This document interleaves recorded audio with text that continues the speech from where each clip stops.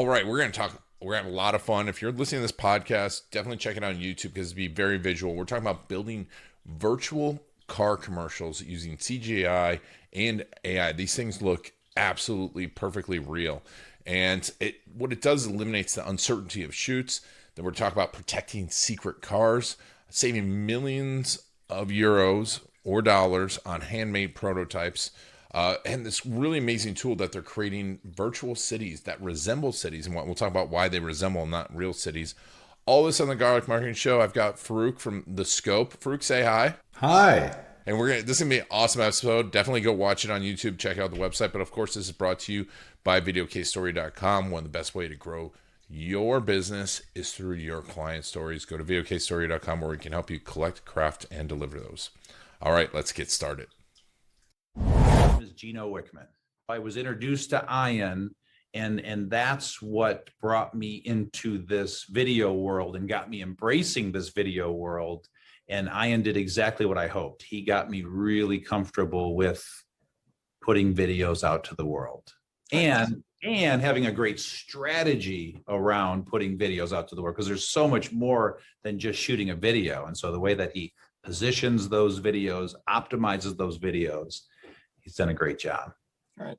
You know, we were just talking for a second there, and I'm just like, it's amazing because you go to their website, thescope.studio, and they have all these amazing videos, and it's all CGI, and you can't really tell. And so, how did you get to this point? Because we're going to talk about how to use it, how to generate it. Show us some of these, because it's absolutely amazing. I'll just run this and turn off the music. I'm sorry, so we can keep talking. For those of you listening to the podcast, you're going to have to go to YouTube and watch this. Yeah. So, my background is car photography. So I started as a car photographer. After a while, CGI became a thing in the car world. So I started focusing on that, and then I started the scope. And pretty early on, we realized with the creative background and the team that I put together that our quality lies in creating environments, creating light, and not so much the technical side of CGI, especially car CGI. There's a lot of data preparation going on, configurable cars, many, many very extremely technical things. And yeah. Go ahead. So essentially it is, we started looking at CGI as a new camera, so to speak, and how we would build something. And in the beginning it was very, very complex and difficult, and computers were slow, and technology was not at a place that you see today. And many, many factors play into this, and AI is but also part of it, which with us you see under the hood. So things that happen within the systems that we built, we have AI tools that help us. But in the end, I believe that the creativity of the person calling the shots, setting up the shots, balancing them, that still makes the difference. 100%. It's similar to AI. Honestly, it's if the prompt artist is good, you're going to get good things, and if the prompt artist is not so good, you're going to struggle. This is our experience with these things. And hang on, I'm distracted by my own pictures here. They're beautiful, and it's just amazing. And it's like it's just hard to believe that these are real. These aren't real, and it's just absolutely so perfect. And the use cases are just obvious there. I mean, you're saving tons on production costs, production time. What are some of the other ways though you're seeing people use these? Obviously you're making amazing commercials, but what are some of the ways that some of the interesting things that you're doing with this that you didn't expect? Well, it's what's interesting is the value with this setting is obviously you could do unseen things and impossible stuff. That's a CGI thing that people like to do. But once you use it in a day-to-day, in the car market, the main value, I think, for the clients is production control that we're offering so that, decision making can take place in a proper time frame, or it can essentially wait until, the right stakeholders come together and call it. Which sounds like a very small thing, but if you imagine, somebody sends you a picture of a road and say, we're going to take a picture of the car here, and this is what it looks like. But that picture is from 2 weeks ago. When you're actually on location, it looks different. It's a different day. It's different light, different clouds, everything. It's actually until the shoot is done and retouched, you don't know what you're getting. And with this process, we can, create previews. For example, what you're seeing on screen now is the preview cameras that we create. And then in these clips, you see how they develop from a preview camera to a final render output. So what we try to do is we try to show our clients outputs that are fairly close to what they're going to get in the end, so that they're not, huge surprises that it can make decisions on. When you look at this clip that I'm running right now, there's no people on the street, there's no traffic, but the light kind of stays. We add props, light, color grading, boom, shot is done. And having this opportunity for the clients to be part of this development process, the creative process, and give us feedback very early, saying, "Oh no, I dislike something." That is actually good feedback for us. When people say, "No, you cannot do that. I hate it." So then, then we know where not to go. And you don't have to go back you don't have to go back and completely reshoot it. Reshoot it, or fix it in post. You don't do all these things, and it's the clients become creative collaborators instead of people sending you endless Excel sheets and saying you need to watch out for these things, right? Which this was a situation where I left live shoots in a way, because the lists of things to watch out for was getting longer and longer and longer, right? It's not like, oh yeah, get out and get a great picture. It's like, now don't do this, don't do that. Everybody was kind of covering their bases. And with this, we can go in, we have, we set the light and say, oh, this looks cool. Let's render it out. Let's share it with the client. When the client says, oh, this looks cool, let's roll with that. Then it just it keeps developing, but everybody already has been introduced to that shot. So there's no surprises, just gets better. And this is something that we tried to do from the very beginning, which was difficult with with the technology 12 years ago. But we always knew technology is moving our way.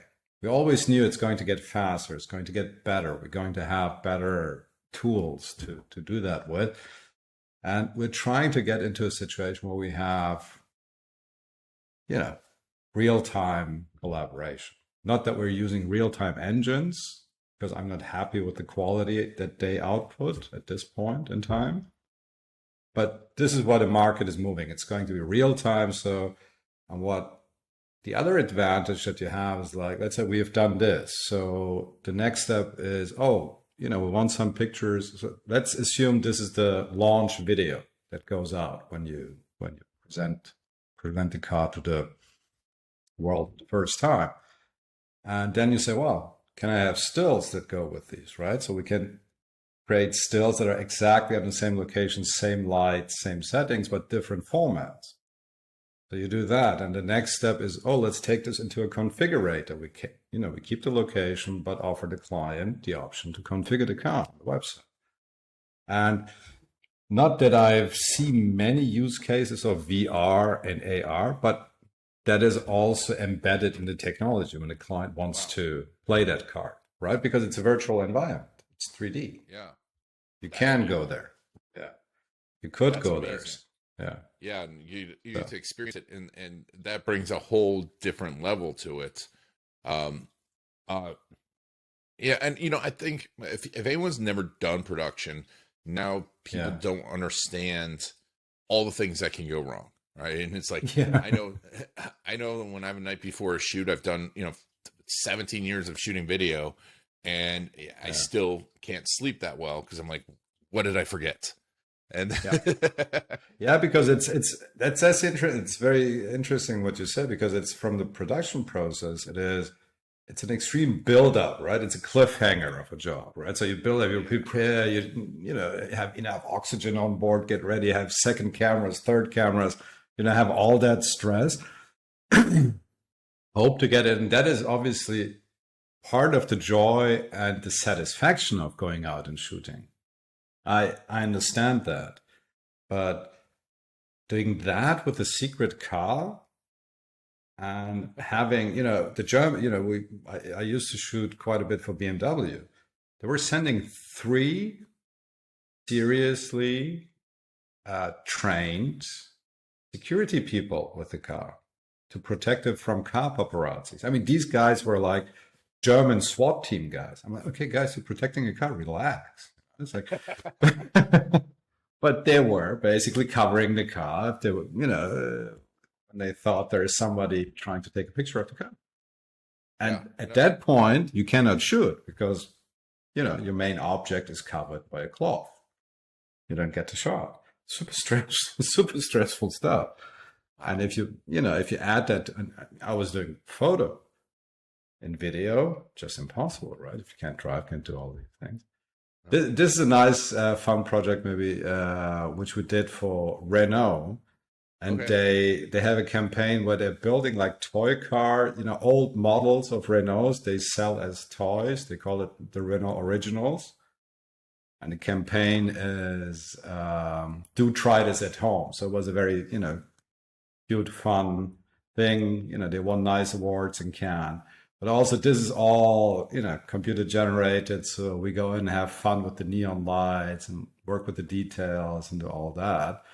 And here you can see, you see it's a completely built location, right? So it's it's like a big set. Streets down, right? Yeah, exactly. Yeah, you're doing this. You've been doing this for a while, but let's say to shoot well, obviously a flying car would be very expensive, but just to shoot like a city scene and have the security and make sure the lighting was great and try and get golden hour, all that stuff. How much would shooting a commercial like that cost back before you did all this? Well, I think it varies, but what is a number that keeps being used? If you imagine running footage, right? Not commercial, not Matthew McConaughey sitting in the car and all that jazz, top tier directors. But things, running footage type of things, run about 150, 180 a day. That's your cost. That's before post-production, editing, everything. It's just a shoot cost. Yeah. And obviously we can do that much more efficiently. And there is a lot of savings that are not included in that number because the client has to, transport the car, send the car, essentially build a car. Right? So the prototypes, back in the day when I was still shooting, they were building prototypes for launch projects. I think BMW, if I remember correctly, had about €1 million per car just to build the marketing car to be ready to be filmed and photographed.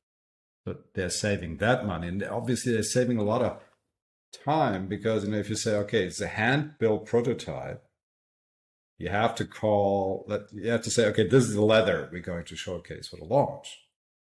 But that is, they needed to make the decision 8 to 12 months before launch. And they could back in the day, but the development cycles now are so much faster. We all know it, right? Social media, everything is faster. Everybody expects to be able to make decisions last minute. Yep. And they do, especially with launch things. They do change it. They just like, man, designer changed his mind. He wants, white interiors for whatever reason. Yeah, no, and then white interior becomes, 12 months later becomes fashionable, right? And you're like, oh, now I got to fix this. Yeah. And so, with this use case, now you can pump out a lot of different content, obviously, which is awesome for social media. How is AI integrate it into all your systems here? Well, for us, AI is a great helper because I'll show you.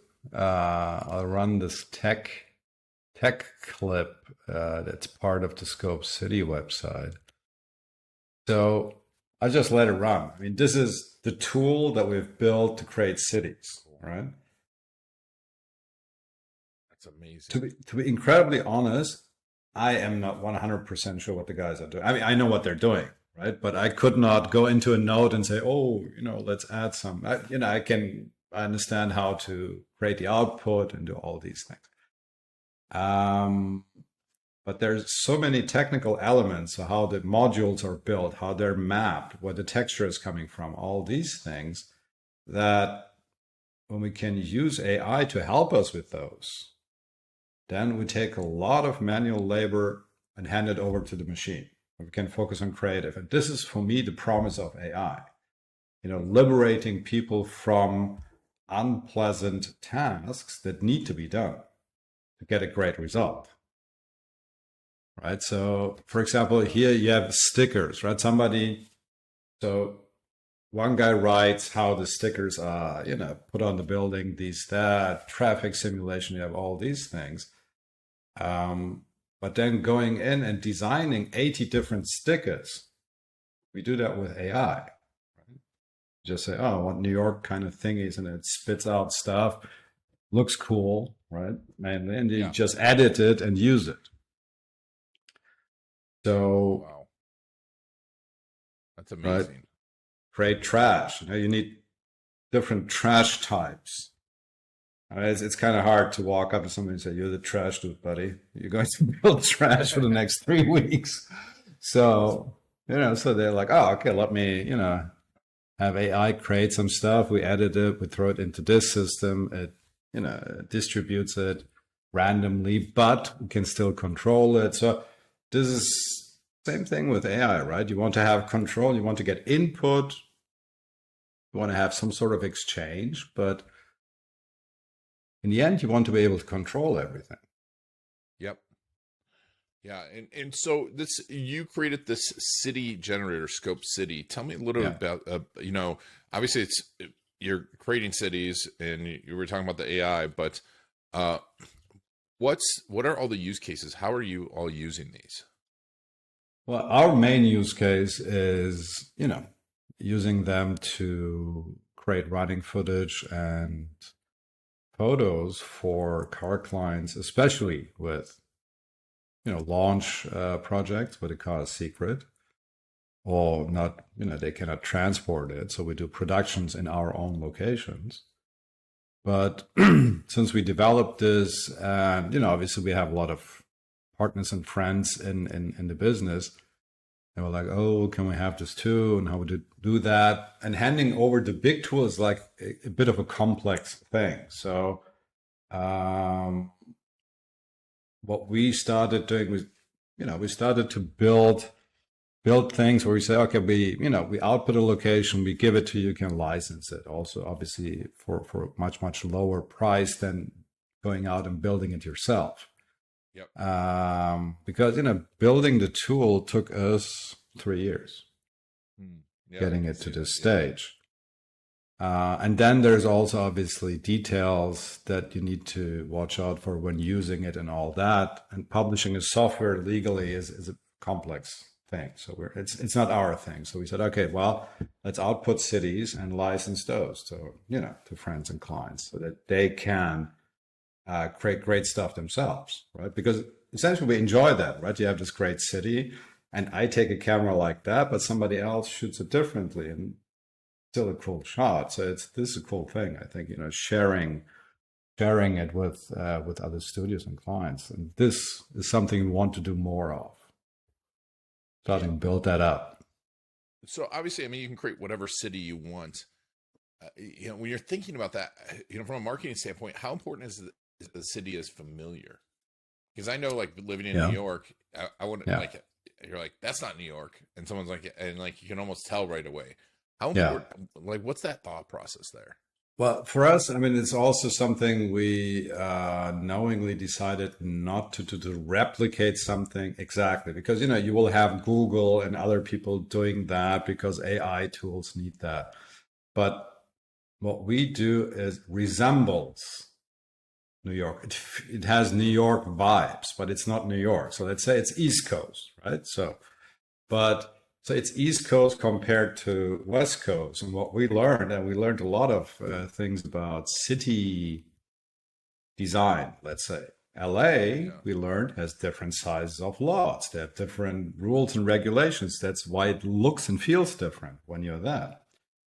And so we have a few architects in the team, and then you get into it and you start to learn. But what we also do is we can use OpenStreetMap data to create a city grid. So this actually, the scope city that you see here, we call it Franklin Street. So there is a Franklin Street in New York that we use. The street layout is a New York street layout. And we picked it because it has a little park in it, so it's not all rectangular, but you have some depth to it.